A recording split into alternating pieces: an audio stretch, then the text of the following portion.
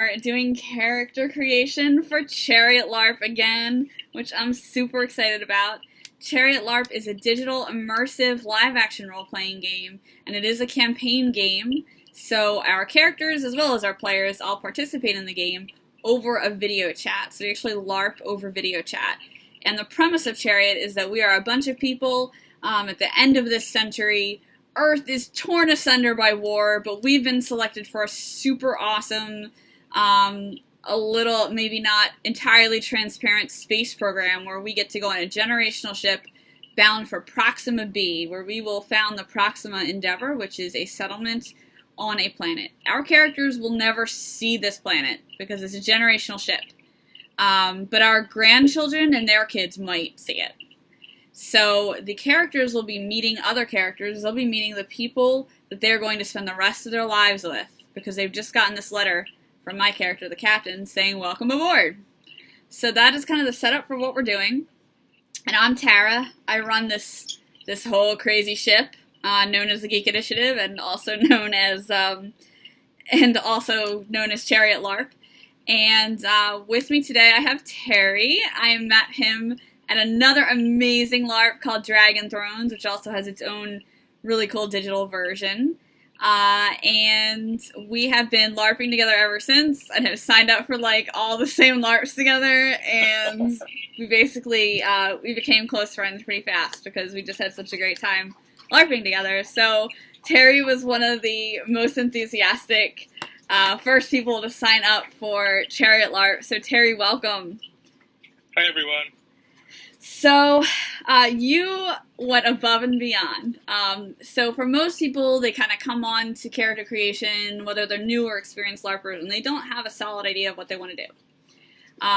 You reached out to me and kind of asked me some questions, and I sent you an example of a character sheet, and you actually used the format and like filled out your own sheet, which is amazing. And the whole idea with, at Chariot LARP is, yeah, we do assigned characters, but I also want to do whatever you want. So if you want to make your own character at this LARP, go ahead, which is what you did, and we are just going to use this time to go over it and actually do some deeper, like a deeper dive into this character to really develop the character and to create some points that you can really use to move the game. So Chariot LARP is a free-form game. So as the GM, also known as the captain, I'll throw out like news events and stuff for you, and you guys can react to it. But hi there, Fat Daddy. Welcome to the stream. So I'm gonna throw out some news items and like events that happen to kind of like keep the intensity going and to keep the like the urgency going, so that we really feel like we need to leave Earth. Oh, hey, Corey. Welcome. We just did Corey's character creation earlier. So, yeah, I'm going to throw that out there so there will be some urgency, but I'm also going to try to drop in some things so that you can have that agency as a character. And one thing I got about role-playing with you before at Dragon Thrones is that when given that kind of agency to make decisions or to be really bold, you seem to be pretty good at doing that. So I look forward to taking this information you've given me on your character sheet and throwing some opportunities your way to do that. So, yeah, so we're just going to go through this just piece by piece. And this is great because since you used the format that I created for Chariot LARP characters, I'm probably going to use this video as like an example for what character creation is like. People can see what their sheet's going to look like. And that's pretty much what we have here. So it starts out with a quote that, inspires the character or, summarizes the character, which you have done. So we get the sense that this character wants a legacy, right? So, so we have that going. And I'm just taking some other notes on this old-fashioned thing called paper. Because I'm making ideas for what to do to torture your character. I mean, to give you a great role-playing experience. So you've already got a name. That's great. You're going to be a leader and a scientist, which is fantastic. I'm just going to write that down so I can get you associated with the right people. And a CEO. Awesome. Okay. and you're going to be in the crew division helping to run the ship. So you'll be working a lot with my character, who is the captain, which is going to be fun. So I'm just going to take this paragraph by paragraph, and we're going to develop the character. So he earned his claim to fame when he was at 18 years old. So he was popular early. He figured out and successfully marketed the cure to AIDS and made it affordable worldwide. Founded his own company, which became like his child. He received a Nobel Prize for his work. He crashed the pharmaceutical industry and created a medical focus on disease resolution rather than symptom reduction. So a lot of this, so one thing about this LARP is that we are building the world of Chariot LARP as we play. So there are things I've established in canon, and there are not many since we've only had alpha run. And one of them ties in rather nicely with this. It's that there are a couple of progressive ideas that we just kind of agree to our characters having on board the ship. And one of them is that we have healthcare, and that healthcare is afforded to everybody on the ship. So some of the things I'm already seeing here about what you're doing, I can see definitely some tension, but also some like really good play. So one of the things that I want to put into canon lore for every run, because every run represents a different ship. So there's an alpha ship already out there, and the beta ship is now launching. So in canon lore, I'm actually going to put into the lore that your character cured HIV. So, like, you kind of, like, get a crowning achievement and a legacy in there as well. Right. Yeah, so right off the bat, like, you're already being the canon lore. And I'll add the Nobel Prize in there, too. Okay, his ability to object to preconceived standards of things weren't had to be, and to attract a focus a leading research time that raised the bar in research, business, and social responsibility. I love it. So he changed the way the pharmaceutical industry functions. And I'm going to take that as a note. Changed way pharma functioned. Okay, his mother had cancer, so he went into genome research. Now, before we go on, what was his relationship like with his mother prior to her diagnosis? I would say that he was a mama's boy. Okay. You know, he was really attached to his mother, so that would be like a defining moment in his life. Awesome. Okay. So that was like a big deal for him. Was just able to end his progress by outlawing his research. So what you're, so I've left the reason that Earth is at war, kind of general for a couple of reasons. Number one, like, real life politics obviously stress everyone out all the time. So I don't want to make it too real life. But on the other hand, I do have this very, I've really already kind of written into the game this, like, idea that we've kind of fought for healthcare for everybody. And part of this game is about accessibility. So we have a lot of people like me playing the game who feel pretty strongly about that. I have some chronic illnesses, so doing this kind of thing helps me. So it is kind of already written into the game that, you know, that there's like a fight for this, right? And I haven't put it down on paper, but I've had it in my mind that this is possibly one of many reasons for a war, right? So, all this that you're saying about the UN passing the resolution, like, I want to basically just put that into the canon lore, because that goes very much along with my vision for causes of this war and the tensions and struggles that Earth is having at this time. So that's awesome. So his mother died basically because he was because they wouldn't further this research. They wouldn't pass this resolution, and he devastated, and he was devastated, and he felt like he failed her. So would you say that, like, when she died and he felt like he failed her, and I'm not reading on just yet, But where did that kind of leave him in terms of this whole feeling like a failure thing? Like, did he feel like he shouldn't go on? Did he go through different stages of grief? I think that more than anything, it probably propelled him to go beyond the standards and expectations and limitations that he was facing to make sure that this didn't happen to anyone else. Okay.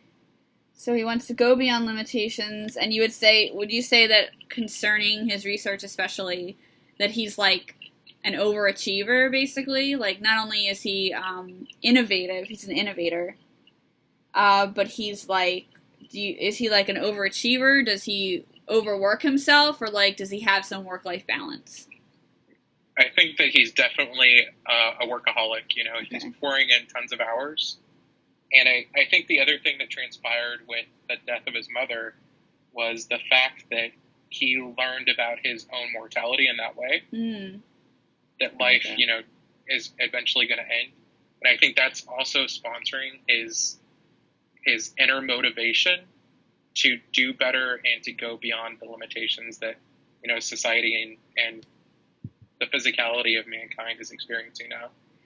Wow. All right, that's awesome. Mortality is a theme that definitely comes up a lot. Legacy is a theme that comes up a lot in this game, considering the magnitude of what our characters are being asked to do. So that'll play nicely, and that'll also, I've only done 2 other interviews for character creation, but I can tell you right now that'll also play really nicely with other characters that we have. So far we have a medical doctor, obviously a lot of opportunity to work together there, and then we have a terraformer and systems security specialist who has kind of a shady past. So I can see some connections with medicine and technology that are going to work really well together. And I think for this run, more than the other one, I'm going to develop some character connections a little more intensely to create a little bit more conflict and strength between these characters. So, yeah, so we're looking, so his company is involved, it has their hands in a bunch of different places. Pharmaceuticals, space travel, technology, and robotics, which is fantastic because I can instantly tie you to, like, all the other characters. Okay. I love this. He successfully crowdfunded the Chariot program to leave these limitations. This is fantastic. So one thing that came up in Alpha was who made Chariot? What's the deal? Is it the government who's saying yes or no? Who's monitoring our communications? And I think the answer to that is your character. Crowdfunded. Which is also cool because I have to type up a mission brief for Chariot LARP Alpha, and since your guy would be the one like spying on them, basically like I'm going to tell you about that briefing. So you'll be the only character on Chariot Beta who knows pretty much everything that happened with Alpha. Okay, so I love it. So that's another thing that'll go into canon lore, which I'm writing down. Okay, his goals aboard the ship: unlock the secret to prolonging human life substantially through research. Scared of death, that makes sense. She does not revert to where a few govern and control the masses. Awesome. So politically on the ship, what I've established is that there's a provisional government. Mm-hmm. Your character obviously has his hand not only in research and doing good for people with that research, but it sounds like it crosses over into his political objectives. How much of your story do you want to be about the medical advancement versus about the like the ethics and the politics, and more on like the political side? So more than necessarily like a column or a pillar of the science or, you know, the politics. Okay. I want him I see him more as a catalyst for growth. Okay. So he has his hands in a lot of things, but is the owner of nothing. Got it. So you want to be in a position to create a lot of change and to force a lot of, like, thoughts and discussion about that, which is going to be great in this game. Okay. So the afterlife thing, so he's kind of already a famous figure and he's very known. Do people know that he's pursuing this afterlife, or is that kind of under wraps? So I think people know that he wants to push the limitations of science to beyond what you would say the government on Earth is comfortable with at the moment. Got it. Like, he wants to delve into genetics and modification of genes to make people live forever, if possible, you know? As far as the afterlife and the subconscious, I think that's his backup goal, knowing that potentially, you know, he is going to die, but as a way for him to live on.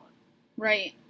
Is he looking simply to preserve his legacy that way and others around him, or would he, if given the chance, would he import his mother's consciousness into another being? Is that something you're interested in exploring? If I happen to throw that in there.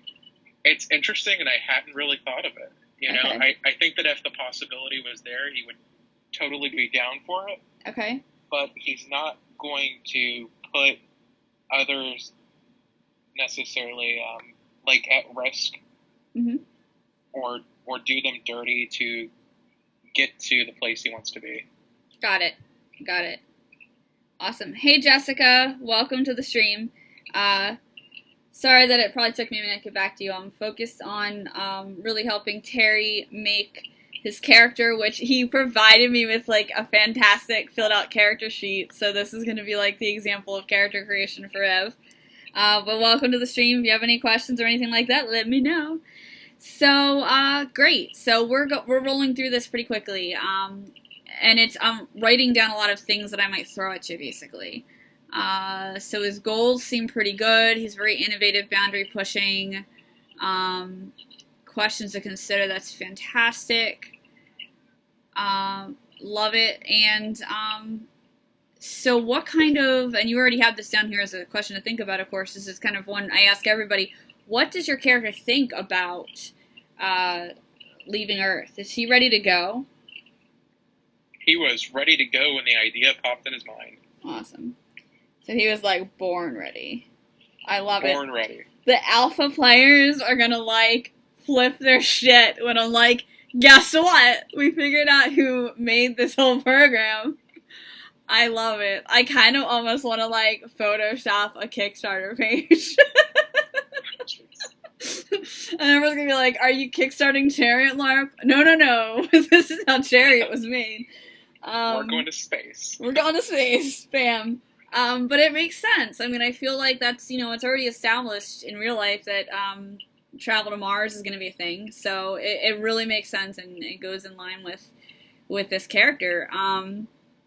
So, all right, so let's move past just his relationship with his mother, because we've established that. What other family has he had? I don't think that he has a lot of family. I think that the burden of that social interaction, would be with his mother. Okay. And then with his work. Like, he sees his work and what he's doing as the focus of his life. Got it. And he sees probably his coworkers and the people that work with him as his immediate family. Got it. Close to coworkers. Okay, and I want to know a little bit about, obviously he's smart and well-educated. Did he have a very privileged life when he was younger? Absolutely not. Okay. I think that this was, a self-growth from the time that he was young. And, when he achieved that cure and did everything that he did at a young age, that really shaped his identity. Yeah. That's awesome. So, 18 years old, like, he wouldn't have even been into college yet. So, how did he access, the equipment and the labs and stuff that he would need? Did he have, a mentor when he was that young, or how did that work? I think a mentor would definitely be possible. Okay. Because he's his basis is on networking and using people to their strengths. Fantastic. So he probably, went out and he found other people that were interested in the same type of thing. Mm-hmm. He was self-taught largely, and then found experts to fill in the gaps of things that he didn't understand or know. Fantastic. That's cool. So he did that, and then did he go right into the creating his company and doing his research, or did he get any other education beyond that? I would say that it was all self-taught, because he's really not, why he considers himself a scientist. Mm-hmm. His emphasis isn't on the actual research. It's on bringing the smartest, the best, the brightest together to solve those questions. Fantastic. So, I almost see him he's like, if Tony Stark had been really nice in the beginning of his life and had let negative events shape him in a different way. I mean, he's like what Tony Stark could have been, right? He's super giving with that research and just doesn't want anybody else to suffer that way. That's really cool. So, yeah, I think I have everything I need. I'm thinking about character ties. I'm thinking about adding to the canon lore document a lot and just totally accepting this crowdfunding thing and, making it a thing. It's so fantastic. Thank you for coming up with that idea. I think that one area that he's probably going to struggle with aboard the ship mm-hmm. is going to be, because he's going on these out of the box, essentially trying to play God with medicine and science, mm-hmm. that anything to do with religion he's going to heavily clash with. Oh, I like that. I'm writing that down. Will clash with religion. Awesome. I will hopefully get a religious character in here. I like it. So cool. That is going to be an awesome thing to do. So as you know, there's a schedule laid out for obviously when we play, but also a loose schedule for what we do during that time. And what I'm finding is that in character creation and with this being so freeform, I change that up entirely. So the only thing that really sticks is when we actually play. And I'm thinking about a bunch of stuff here, and I really feel like that kind of discussion with science and religion could be really interesting. I feel like the innovative boundary pushing afterlife type things that he's doing is fantastic. I almost feel like with the caliber of minds of these characters so far, it might also be really interesting to do almost an interview, a press interview at some point, and really do the in-character AMA on the stream where people are hey Danielle, I'm looking at let's see. Truthfully, maybe he funded beta, but not Chariot itself. Hey, it's Danielle. Hi, Danielle. Yeah, I mean, I'm gonna make some stuff canon, but we'll see. It's definitely gonna be in there. Yeah. So, but I'm thinking about it was always kind of a plan to do an in-character AMA where we basically invite all of our friends to come in and ask our characters questions about how we feel about being involved in this project and stuff like that. And the caliber of characters that I have in beta so far, they're at the top of their fields, right? So we're going to get some really awesome questions if we do that. And I'm thinking about kind of moving that up in the schedule just based upon this. Because if Elon Musk was Twitch, AMA, ask me, about my space program, people would flock to it and ask. So it'll be really cool to kind of create that experience for everybody. So yeah, that's definitely a thing that will be happening. And do you have any other questions about this process or what's going to happen? No, I'm ready to blast off. You look like you are. Everything is done. Oh my god. That's really fantastic. I'm excited. And yay, the stream is watching. Yeah, I think I have everything I need. I have some points of conflict for you. Some character relationships to put in there. Oh, that's the other thing I forgot to ask about. So it seems to me like he's married to his job. Any romance in his past or present? Is he leaving anyone behind? None that he knows of. None that he knows of. Okay. All right. So he's like married to his job, basically. Yep. Okay. Let me tell you, I get that. I'm like that myself. Oh, maybe he has a dog. Maybe he has a dog. Doggo! Odin's going to be part of the game. So Tina streams, my roommate streams in the main area, and she's a full-time streamer. So I stream from my room, and Odie's sleeping right now. Oh, I don't want to bother him. Okay, Odie. Odie's sleeping right now, but he's on stream, and he's the space dog. He's in every chariot run. Cool. So I'll put a doggo in your backstory too. So what I'm going to do is I'm going to just copy and paste what you sent me. I'm going to track changes so that you can see exactly what I changed or added. And I'll probably just be adding some more details. And then you can go into the Google Doc and accept or reject them, and that'll be your character. Awesome. I'm hoping to get all this done by Friday morning because I'm going to Quebec over the weekend. So that way you guys can go in Discord and create your own character relationships in addition to whatever I've written in there. And yeah, we'll be all set up to go. Sounds awesome. All right. Unless you have any other questions, we're all good. Nope. Thanks for being super look forward prepared. to our first one. This is going to be fun. Talk to you later. See ya. Bye, Tara. Bye. For anybody else on the stream, you can join Chariot LARP by clicking on the Chariot logo below. Learn more about what it is. We are a digital live-action role-playing game, and we do still have a couple of tickets left for some upcoming sessions, especially our woman-only run and our person of color-only run, and it's going to be fantastic.